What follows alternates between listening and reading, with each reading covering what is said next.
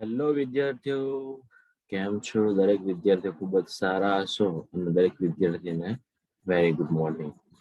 તો આપણે લાસ્ટ લેક્ચરની અંદર જે કુદરતના મૂળભૂત બળો એમાંથી ગુરુત્વાકર્ષણ બળ વિશે વાત કરી અને આજે આપણે હવે બાકીના જે 3 બળો છે એના વિશે વાત કરી ચેપ્ટરની પૂર્ણાહુતિ કરીશું. તો અહીંયા આગળથી આજે આપણું કુદરતના મૂળભૂત બળોમાં બીજું બળ, જેનું નામ છે વિદ્યુત ચુંબકીય બળ. વિદ્યુત ચુંબકીય બળ એકચ્યુઅલી આ જે ફોર્સ છે એ આપણને 12 સાયન્સમાં મળવાનો છે. અમે તમે ધોરણ 10 માં ભણીને તો આવ્યા જ, પરંતુ ડિટેલ્સમાં 12 સાયન્સમાં આપણે ભણવાના છે. અને ઇલેક્ટ્રો મેગ્નેટિઝમની અંદર ઇલેક્ટ્રોમેગ્નેટિઝમ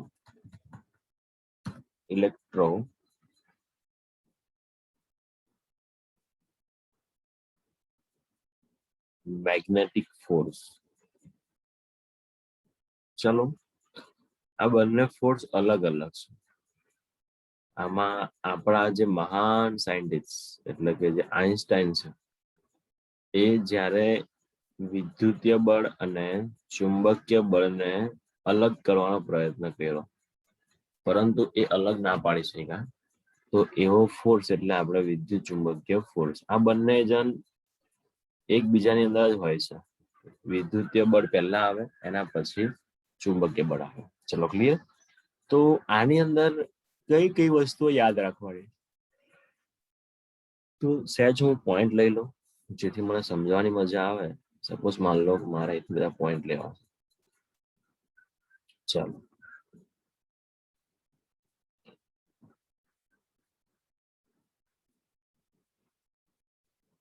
તો સૌપ્રથમ જેમ તમારું પેલું વિદ્યુતીય બળ એની પહેલા ભણીએ એની પહેલા આપણે ગુરુત્વાકર્ષણ બળની વાત કરીએ. તો વિદ્યુતીય બળમાં સેમ છે, કારણ કે જે વિદ્યુતીય બળ જે કુલમ નામના સાયન્ટિસ્ટે શોધવામાં આવેલું. તો એ સાયન્ટિસ્ટે જ્યારે બે વિદ્યુત, એકચ્યુઅલી આમાં કેવું છે કે તમારો જે પદાર્થ છે, કોઈ બી પદાર્થ હોય વિશ્વનો, તો એ કોઈ બી પદાર્થ હોય બેટા, તો એ કોનો બનેલો હોય? તો એ તમારા દળનો બનેલો. કોનો બનેલો હોય? દળનો. અને તમારું જે દળ છે, સાયન્ટિસ્ટ કેવું છે, લાલચી ઇન્સાન છે ને, લાલચી ઇન્સાન છે ને બધું હોયરા જ કરે. એટલે એને પદાર્થ ક્યાંથી બન્યો? તો દળમાંથી શોધી કાઢો. પછી ઓર લાલચી ઇન્સાનનું મન જાગ્યું અને કીધું કે ભાઈ દળ કોનું બન્યું છે? તો એને અણુઓમાં શોધી કાઢ્યું કે આ દળ જે છે એ અણુઓનું બનેલું છે. તો આગળ વધતા પાછી ઈચ્છા થઈ કે ભાઈ ચલો અણુ કોના બન્યા છે? તો અણુ બન્યા છે પરમાણુના બન્યા છે. ચલો ઠીક, અણુ બી તમારા પરમાણુઓના બનેલા છે. તો હજુ બી એને ઈચ્છા હતી કે યાર આગળ મને મળે. તો જે પરમાણુઓ છે કોના બન્યા છે? તો વિદ્યુત ભારોના બનેલા છે. એટલે કે neutron, proton and electron. Clear છે? તો 3 ના બનેલા છે. અને આ તમારા વિદ્યુત ભારો, જેની અંદર તમે જોઈ શકો તો આવશે ઇલેક્ટ્રોન,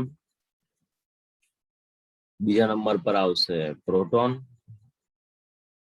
અને ત્રીજા નંબર પર આવશે ન્યુટ્રોન.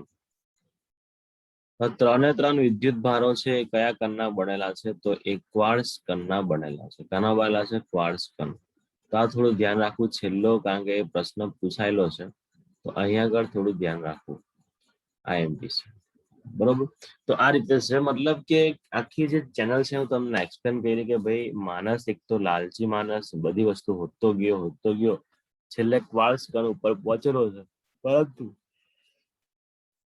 આપણો જે સિલેબસ છે એ માત્ર ને માત્ર વિદ્યુત ભારો લગી છે, આગળ છે નહીં. તો અહીંયા આગળ જે રીતે વાત થઈ એ પ્રમાણે સપોઝ અહીંયા આગળ તમારી પાસે 2 વિદ્યુત ભાર છે. એક તમારો જે છે એ Q1 છે. વિદ્યુત ભારનો સિમ્બોલ આપણે બધા જાણીએ જ છે, બરાબર છે, કારણ કે આપણે 11 સાયન્સમાં જ ભણી, ધોરણ 10 માં જ ભણી રહ્યા છો. તો અને જે બીજો બી ચાર્જ લઈએ જેની વેલ્યુ Q2 લઈ લઈએ. હવે આ બંને ચાર્જને એટલે કે બંને વિદ્યુત ભારને આપણે એકબીજાથી r જેટલા અંતર પર મૂકેલા છે. અને બીજી વસ્તુ હું લીધી કે તમારી પાસે વિદ્યુત ભારના 2 પ્રકાર હોય છે. ક્લિયર છે? બે પ્રકાર હોવો મતલબ આ બંને પોઝિટિવ છે. અને અહીંયા આગળ સપોઝ માન લો એક એ સિસ્ટમ પાછી લઈએ છે, પરંતુ અહીંયા આગળ એક -Q1 ચાર્જ છે, એટલે કે -Q1 વિદ્યુત ભાર છે, અને આ જગ્યાએ તમે મૂકેલો છે +Q2 વિદ્યુત ભાર. બંનેની પોઝિશન સેમ. જેમ આગળ આપણે ડિસ્ટન્સની વાત કરીએ પ્રમાણે અહીંયા આગળ તમારું જે છે એ r ડિસ્ટન્સ છે. તો જ્યારે એક સાયન્ટિસ્ટ છે કુલમ નામનો સાયન્ટિસ્ટ, એ કુલમ નામનો સાયન્ટિસ્ટે આ રીતે સેટઅપ કરી એને અભ્યાસ કર્યો. ત્યારે જેમ ગુરુત્વાકર્ષણ બળ વિશે ભણતા એવી રીતે અહીંયા આગળ જાણવા મળ્યું કે જે બળ લાગે છે એ આપણને ગુરુત્વાકર્ષણ બળમાં m1 ગુણ્યા m2 હતું. અહીંયા આગળ એને બળ જોવા મળ્યું q1 ગુણ્યા q2.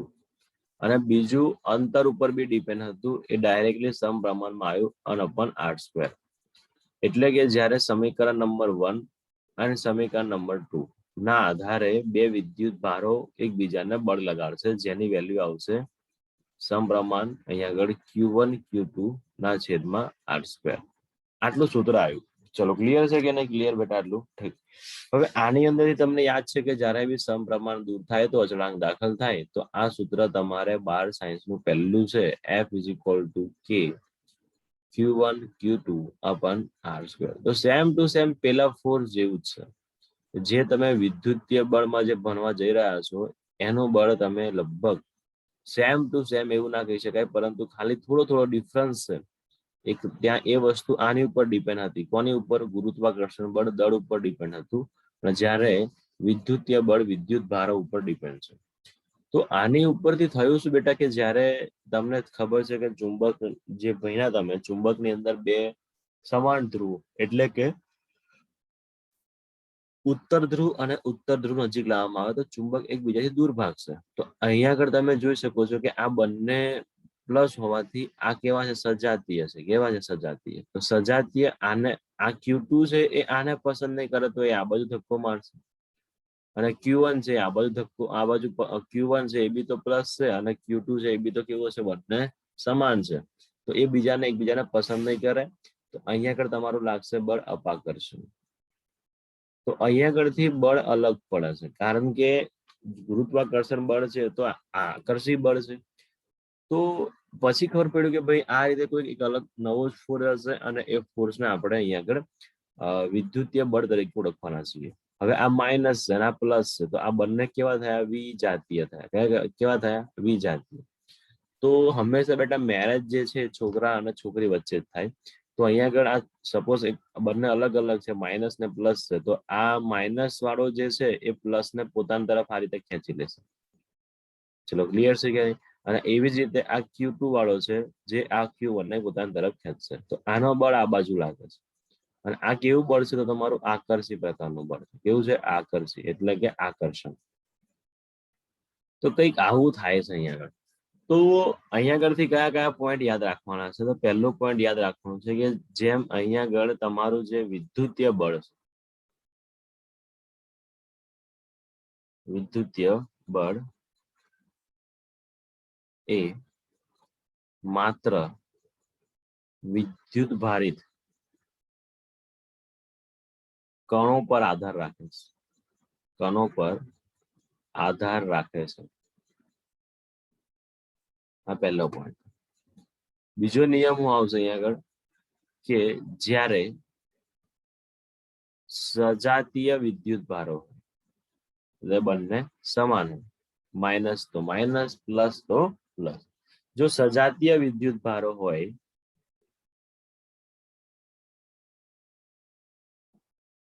ત્યારે અપાકર્ષણ લાગે, અને જ્યારે વિજાતીય વિદ્યુત ભારો હોય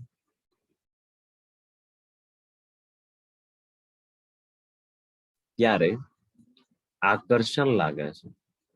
ચલો ક્લિયર? બંનેમાંથી કોઈ પણ એક જ ઘટના બનશે, અપાકર્ષણ કે આકર્ષણ. ચલો ક્લિયર છે? બીજો પોઈન્ટ શું છે કે જે આ બળ છે એ લાંબા અંતર સુધી લાગે છે. ક્યાં સુધી લાગે છે? લાંબા અંતર સુધી લાગે છે.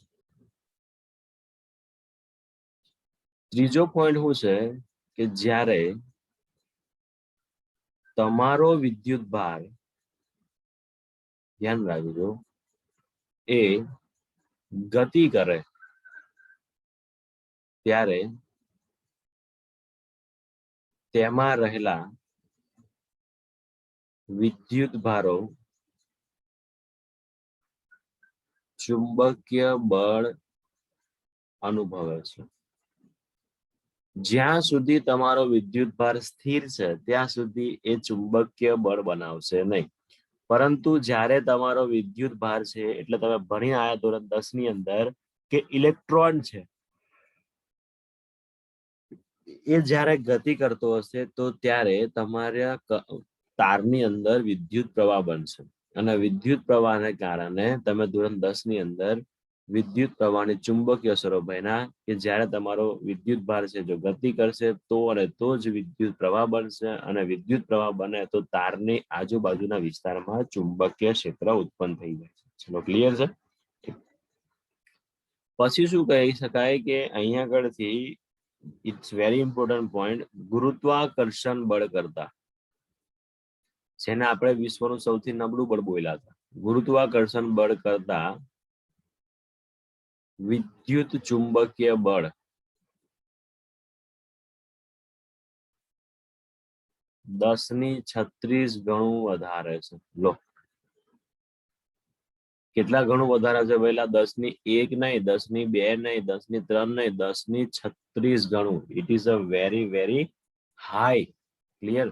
કારણ કે આપણને એટલું ખબર નહીં કે ભાઈ 10⁻7 પછી આપણને આવડતું જ નહીં કે શું આવે, શું કહેવાય, એકમ, દશક, 100, 1000, 10,000, લાખ, 10 લાખ, કરોડ, 10 કરોડ, અબજ, 10 અબજ, પછી ખબર નહીં શું આવે. બરોબર છે? એટલે અહીંયા આગળ જુઓ 10⁻36 મીંડા છે. અને આ જે બળ લાગે છે એ આ સૂત્રને ફોલો કરે છે, F = K Q1 Q2 ના છેદમાં R². અહીંયા આગળ ધ્યાન રાખો. બરોબર છે? આટલી વસ્તુ સમજવી. તો આ વાત થઈ તમારી વિદ્યુત ચુંબકીય બળ. એને આપણે ડિટેલ્સની અંદર ભણશું જ્યારે આપણે ભણવાની શરૂઆત કરશું. કયા ધોરણમાં પહેલા? આપણે ભણશું જ્યારે આપણે 12 સાયન્સની શરૂઆત કરશું. હવે ત્રીજા નંબર ઉપરનું જે બળ આવે છે, અને ત્રીજા નંબર ઉપરનું બળ આપણે ભણવા જઈએ છે તો એનું નામ બી થોડું લઈ લઈએ. કોણ બાકી હશે હવે? સ્ટ્રોંગ ન્યુક્લિયર બળ, એટલે કે સખત ન્યુક્લિયર બળ. ચલો, તો આપણે આજે ભણશું હવે પાછા સ્ટ્રોંગ ન્યુક્લિયર બળ વિશે.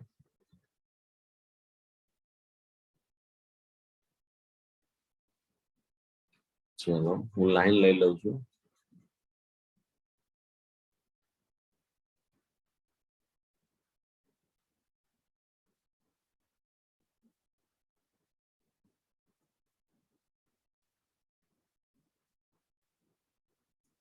ચલો બેટા, તો આ જે સ્ટ્રોંગ ન્યુક્લિયર બળ છે એના વિશે થોડું ભણવા જઈએ એની પહેલા થોડી હું તમને આ કઈ રીતે લાગે છે એની થોડી હિસ્ટ્રી કહી દઉં. આ રીતનું મારી પાસે એક પરમાણુ છે.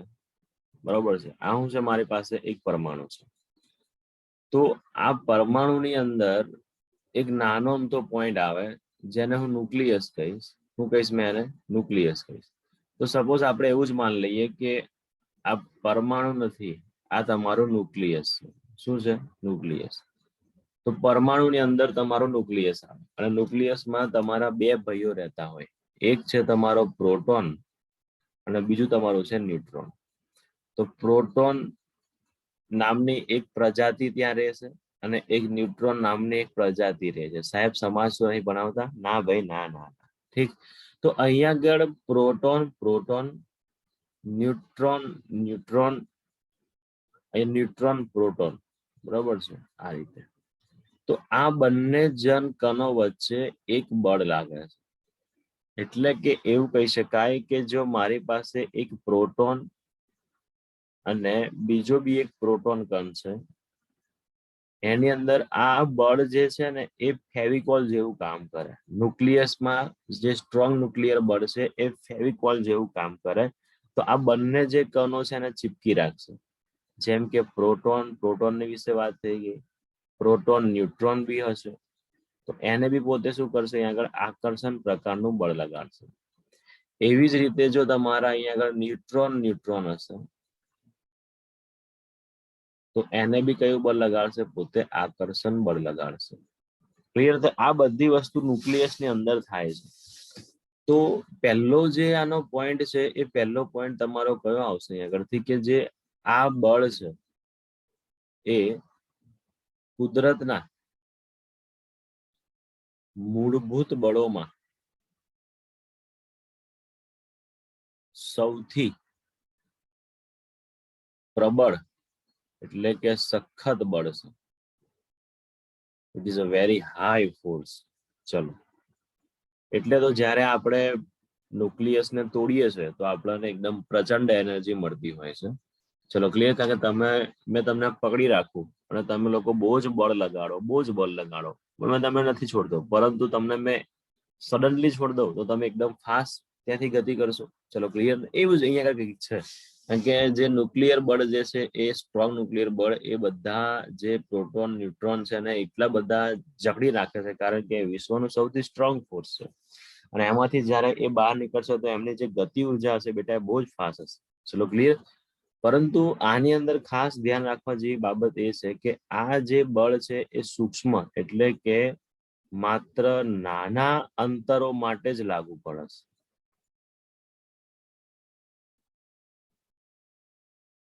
અને એની જે અવધિ છે, અવધિ એટલે કે વિસ્તાર તમારો કેટલો હોય છે? એનો 10⁻15 મીટર. જો બેટા બહુ જ નાનું છે, 10⁻15 મીટરની અંદર જ લાગે છે.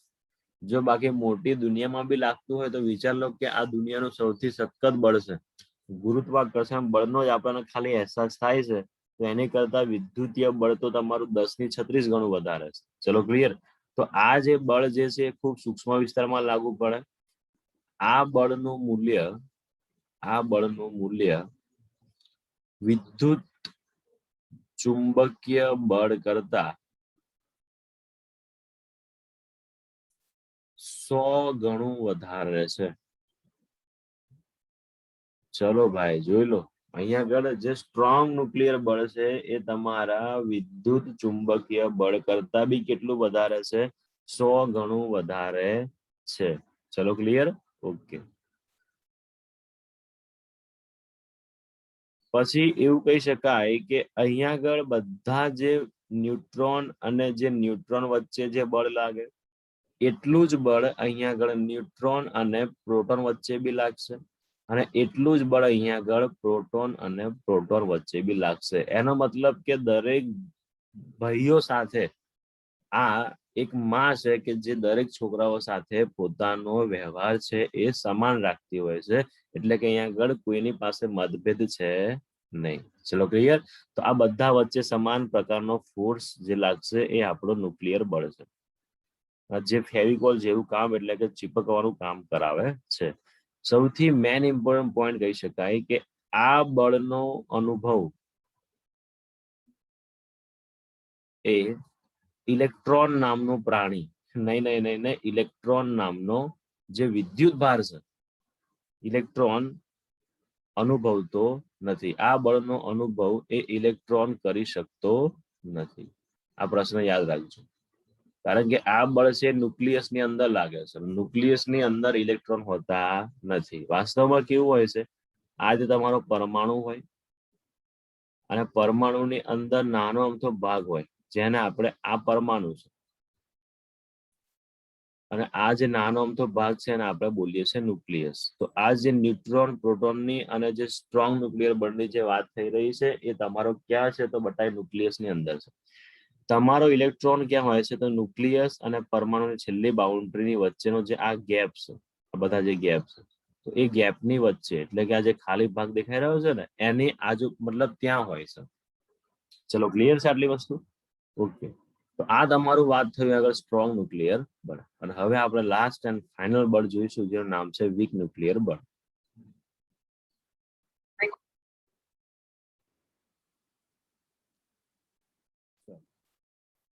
લાસ્ટ એન્ડ ફાઇનલ બળ આપણે જોવાનું થાય તો અહીંયા આગળ આવે છે નબળું બળ, અથવા તો એને આપણે વીક ન્યુક્લિયર બળ કહીએ છીએ.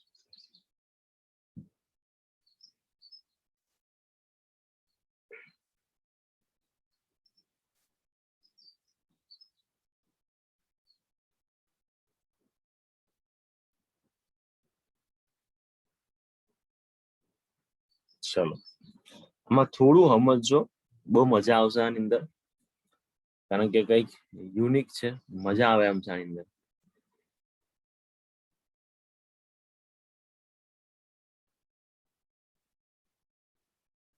ચલો હું સહેજ તમને સમજાવી દઉં, કલર ચેન્જ કરી લઉં.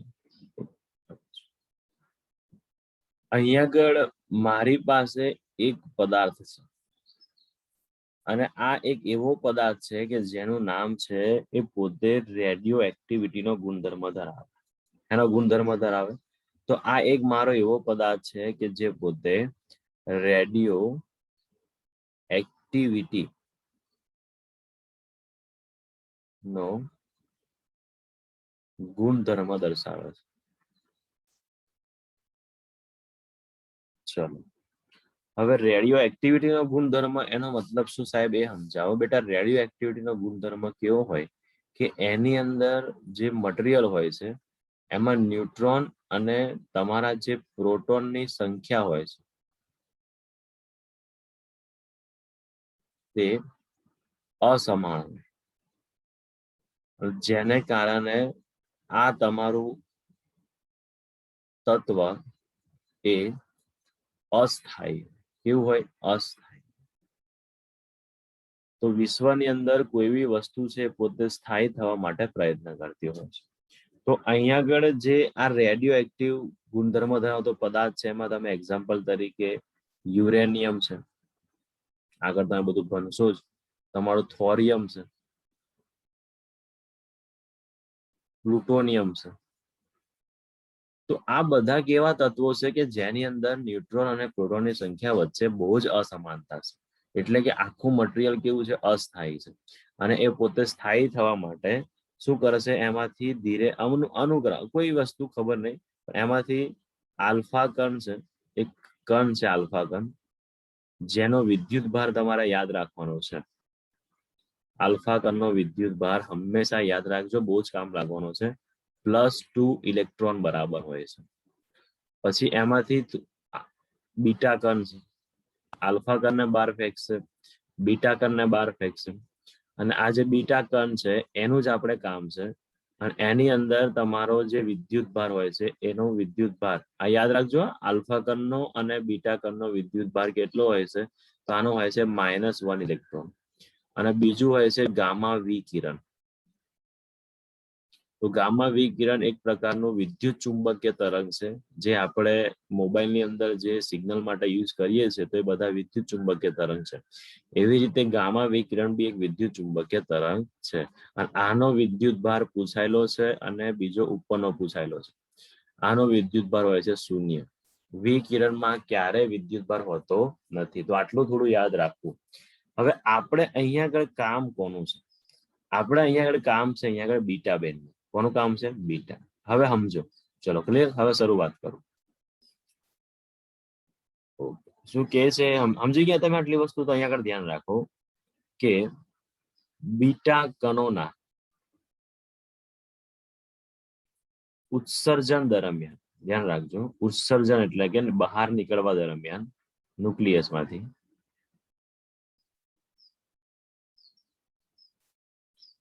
દરમિયાન આ બળ લાગે છે. બીટા કણ તમને મળશે ક્યાંથી? તો જે પદાર્થ રેડિયો એક્ટિવિટી ધરાવતો હોય. રેડિયો એક્ટિવિટી નો મતલબ શું? કે જેની અંદર પોતે અસ્થાયી હોય. ક્લિયર? તો હવે શું કહે છે કે ઇલેક્ટ્રોનની સાથે, ધ્યાન રાખજો, ઇલેક્ટ્રોનની સાથે વિદ્યુત ભાર ની દ્રષ્ટિએ તટસ્થ એવો ન્યુટ્રિનો કણ જોડાયેલો હોય છે. ચલો, એટલે આમાં થાય છે કે કહેવા શું માંગે છે કે જ્યારે આ ન્યુક્લિયસ છે તો તમને વાત તો થઈ કે જે ફિઝિક્સની અંદર સૌથી નાનામાં નાની જે લંબાઈ છે 10 ની કેટલી છે? 14. તો અહીંયા આગળ 10 ની -14 મીટર સુધી. ક્લિયર? તો અહીંથી જ્યારે બીટા કણ છે એ બહાર નીકળે છે આ રીતે. આ રીતે બહાર નીકળતો હોય છે. તો બીટા કણની જોડે એક ન્યુટ્રીનો નામનો કણ કે જે પોઝિટિવ જેવું ધરાવે છે, કારણ કે બીટા કણનો વિદ્યુત ભાર કેવો હોય છે, તો ઇલેક્ટ્રોન હોય છે. તો ઇલેક્ટ્રોનની જોડે કોણ હશે, તમારો પ્લસ કણ જોડાશે. પરંતુ બેટા અહીંયા આગળ ધ્યાન રાખવું કે જે તમને કીધું છે કે વિદ્યુત ભારની દ્રષ્ટિએ કેવો છે, તટસ્થ, મતલબ એની પર કોઈ વિદ્યુત ભાર હોતો નથી. તો અહીંયા આગળ સપોઝ માન લો કે તમારી પાસે આ ન્યુટ્રીનો કણ જોડાયેલો છે આ રીતે હમણાં, બરોબર. પણ જેવું તમે એ ધીરે ધીરે ધીરે તમારો બીટા કણ છે બહાર નીકળશે, આ જગ્યાએ પહોંચશે, બરોબર એક્ઝેક્ટ અહીંયા આગળ પરમાણુની બહાર જવાની તૈયારીમાં છે. તો અહીંયા આગળથી એ ભાઈ જયારે બહાર નીકળે છે, ન્યુક્લિયસમાંથી જયારે એ પોતે બહાર નીકળે છે, તો એ બીટા કણ છે એ અલગ થઈ જાય છે. અને જે તમારો ન્યુટ્રીનો નામનો જે કણ છે, જેને આપણે એક્સ તરીકે ખાલી ધાર્યો છે નહીં, એક્સ તરીકે ધાર્યો છે, તો એ બંને છૂટા પડી જાય છે. તો એ જ્યારે એ ન્યુક્લિયસની અંદર હતા, તો એ પોતે ચીપકેલા હતા. તો આ જે બળથી ચીપકેલા હોય છે, એ બળથી શું કહેવામાં આવે છે, એને નબળું ન્યુક્લિયર બળ કહેવામાં આવે છે. ચલો ક્લિયર છે. આટલી વસ્તુ યાદ રાખવાની હતી. અને એની અંદરથી ગુરુત્વાકર્ષણ બળ કરતા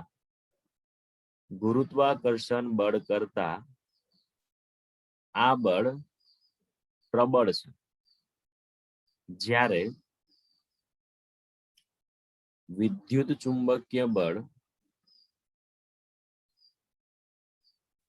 પછી સ્ટ્રોંગ ન્યુક્લિયર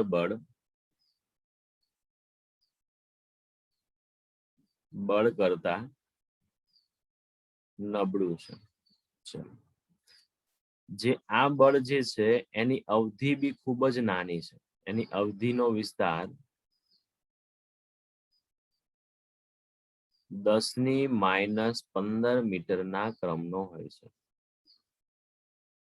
એટલે કે ન્યુક્લિયસની અંદર જ લાગશે. ચલો ક્લિયર. એટલે સૂક્ષ્મ અંતર માટે આ બળ લાગુ પડે છે. ચલો ક્લિયર છે બેટા. તો અહીંયા આગળ આ તમારું જે નબળું ન્યુક્લિયર બળ છે એ અહીંયા આગળ પૂરું થયું. ચલો ક્લિયર. તો એટલે આપણે બધા જ બળો વિશે વાત કરી ગયા. હવે એમાંથી એક આઈએમપી પોઈન્ટ્સ કે જે ખૂબ જ એક્ઝામમાં અમુક ટાઈમે પૂછાયેલા છે.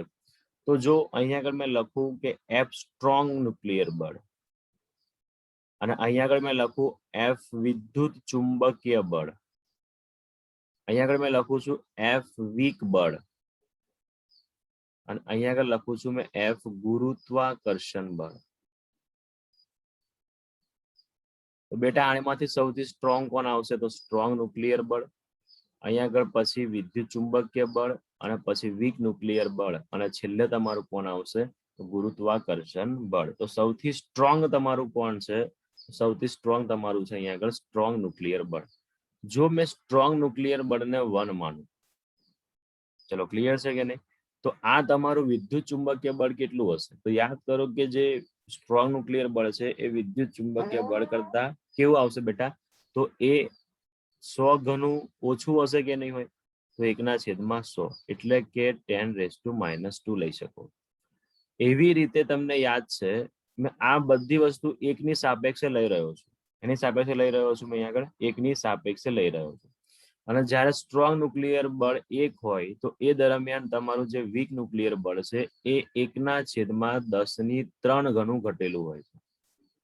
10⁻13, બરોબર છે. એટલે તમે શું લખશો આગળ? 10⁻13. આ જસ્ટ ફોર કમ્પેરિઝન છે, આ કોઈ પ્રોપર વેલ્યુ નથી હોતી. અને જ્યારે સ્ટ્રોંગ ન્યુક્લિયર બળ 1 હોય તો એ દરમિયાન તમે યાદ કરો કે જે વિદ્યુત ચુંબકીય બળ છે એ ગુરુત્વાકર્ષણ બળ કરતા 10⁻36 વધારે છે, અને વિદ્યુત ચુંબકીય બળ કરતા સ્ટ્રોંગ ન્યુક્લિયર બળ 100 ગણું વધારે. તો 10⁻36 ની અંદર તમે બીજી 2 ઘાત એડ કરી દો, કેટલી આવશે બેટા? આપણો સીધો કોન્ટેક્ટ આની પાસે સ્ટ્રોંગ ન્યુક્લિયર બળની સરખામણીએ આપણે આ બધા બળો જોઈએ છે. તો કેટલા આવશે? 10⁻38. એટલે કે તમે બોલશો અહીં આગળ 10⁻38. ચલો ક્લિયર છે બેટા કે નહીં ક્લિયર? તો આની જો મેં અવધિ વિચારું, એટલે કે આનો જો મેં વિસ્તાર વિચારું, તો વિસ્તાર મને કેટલો મળશે? તો સ્ટ્રોંગ ન્યુક્લિયર બળ, એક તો આનો વિસ્તાર કેવો છે બેટા? સૂક્ષ્મ છે કે નહીં? નાનો. કેટલો? તો 10⁻15 મીટરના ક્રમનો. પછી તમારું બીજું બળ આવે છે વિદ્યુત ચુંબકીય બળ. આ કેટલા અંતર પર લાગે? તો લાંબા. અને તમે શું બોલશો આને? ઇનફાઇનાઇટ. છેક અનંત અંતર સુધી આ લાગશે. અને પછી તમારો આવે છે વીક ન્યુક્લિયર બળ. એ બી તમારો કેવો વિસ્તાર છે બેટા? સૂક્ષ્મ. ક્યાં સુધી લાગશે? 10⁻15 મીટર સુધી. અને લાસ્ટમાં તમારું ગુરુત્વાકર્ષણ બળનો વિસ્તાર કેટલો આવશે? લાંબો વિસ્તાર આવશે. અને એ બી તમારું શું જોવા મળશે અહીંયા આગળ ઇન્ફાઇનાઇટ સુધી જોવા મળશે. ચલો ક્લિયર છે? તો અહીંયા આગળ આપણું જે ચેપ્ટર છે એનું થાય છે હેપી એન્ડિંગ. તમારું 11 સાયન્સ નું જે પહેલું ચેપ્ટર છે અહીંયા આગળ પૂરું થાય છે. ચલો ક્લિયર? આમાંથી કોઈ બી પ્રોબ્લેમ હોય તો બે ચેક પૂછી લેવો. અને કાલનો લેક્ચર છે આપણે આના એમસીક્યુ પર હશે. એના પર હશે? એમસીક્યુ પર હશે. પછી આપણે ચેપ્ટર નંબર 2 ની શરૂઆત કરીશું. ચલો દરેક વિદ્યાર્થીને મળીએ કાલે એમસીક્યુ સંગાથે.